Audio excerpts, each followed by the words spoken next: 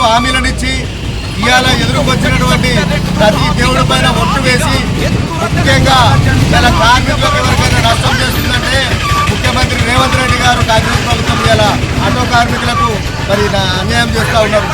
మరి గతంలో కల్లబల్లి మాటలు చెప్పి ఎన్నో హామీలను నెరవేర్స్తామని గత ప్రభుత్వం కంటే ఎక్కువ హామీలను ఇస్తామని ఇవాళ ఆటో కార్మికులు రాష్ట్రంలో 6 లక్షల మంది ఆటో కార్మికులు ఉంటే ఇవాళ తెలంగాణలో 110 మందికి పైగా ఆటో కార్మికులు మరణించినా పట్టించుకోవడం లేరు.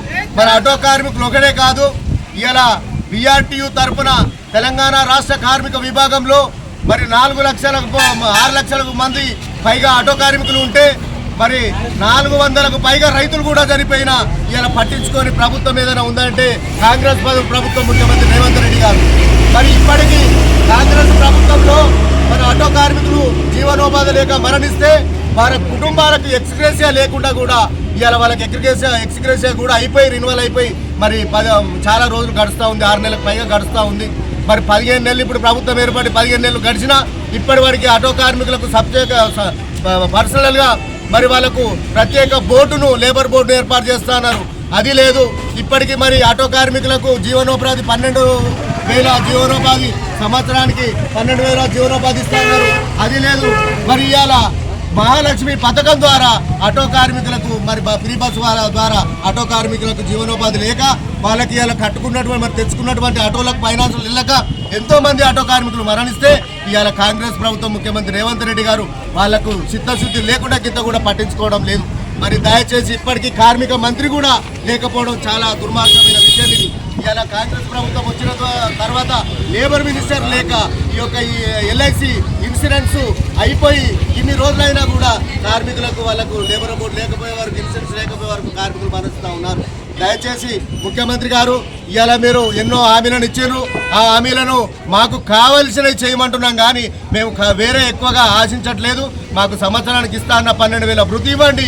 మా ఆటో కార్మికులకు ఎవరైతే మరణించారో వారికి ఒక్కొక్కరికి 10 లక్షలుగా ఎక్స్గ్రేషియా నియమించాలని ఇవాళ మా కార్మికుల తరఫున మేము డిమాండ్ చేస్తూ ఉన్నాం. రాబోయే రోజుల్లో మీరు నెరవేర్చకపోతే మేము ఖచ్చితంగా గతంలో కదా మేము అసెంబ్లీ ముట్టడి ఏ విధంగానైతే చేసినామో ప్రభుత్వంకి బుద్ధి వచ్చేలాగా మేము ఇవాళ ఆటో కార్మికులము అందరము ఏకదాటిగా ఉండి మీకు ఖచ్చితంగా మేము అనుకున్నది చేస్తామని ఇవాళ మేము ఈ ఆటో కార్మికుల తరఫున డిమాండ్ చేస్తా ఉన్నాము. జై తెలంగాణ! కార్మికుల ఐక్యత! కార్మికుల ఐక్యత!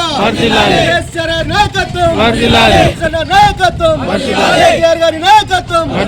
జై తెలంగాణ!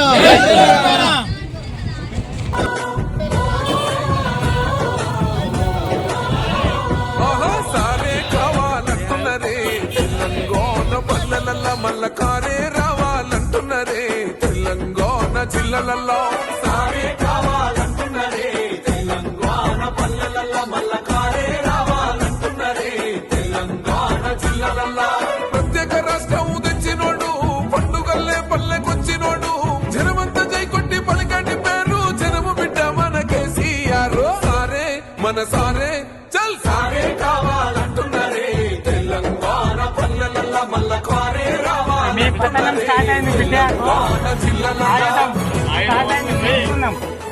మీకు ఒక్కటే మాట చెప్తున్నా. ఇప్పుడు ఇక్కడ 100 మంది ఉన్నారు, రేపు ఇట్లా పెంచకపోతే మీ గోడలు మొత్తం బద్దలు కొట్టుకొని వస్తాం. ఆటో డ్రైవర్స్ అంతా వస్తాం, 1,00,000 ఆటోలతోటి మీ ఆఫీస్కి వచ్చి మేము మాట్లాడతాం. రేటు పెంచేంత వరకు మేమైతే వదిలిపెట్టాం. ఓలా, ఊబర్, రాపిడో ఈ యుద్ధం అయితే ఆపేది లేదు. ఇప్పుడు 100 మంది కాదు 1,00,000 ఆటోలు తెచ్చి నీ ఆఫీస్ ముందు పెడతా. ఖచ్చితంగా ఈ వీడియో చూసానా కనీసం రేట్లు పెంచండి ఆటో డ్రైవర్స్ కు ఖచ్చితంగా. జై ఆటో డ్రైవర్ అన్న.